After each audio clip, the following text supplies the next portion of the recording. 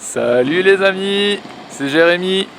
Alors cet automne, je vous ai envoyé une petite question là par mail et sur Facebook pour vous demander quel sujet vous aimeriez que je traite sur cette chaîne YouTube. Et vous avez été très nombreux à me répondre les bosses. Comment on skie dans les bosses?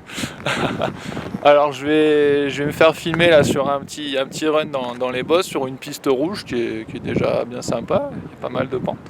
Et donc voilà, on va pouvoir voir un peu, analyser comment je descends dans les bosses.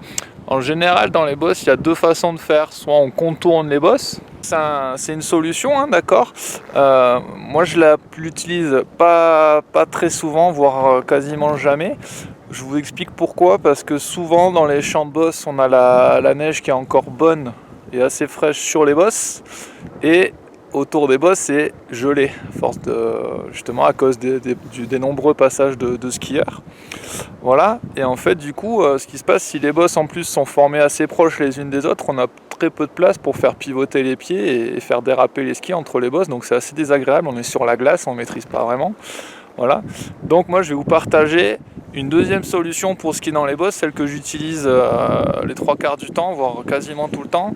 En fait, moi je viens m'appuyer sur la bosse pour finir mon virage, et en fait je profite d'être au sommet de la bosse pour déclencher le virage suivant et ainsi faire pivoter les pieds à ce moment-là.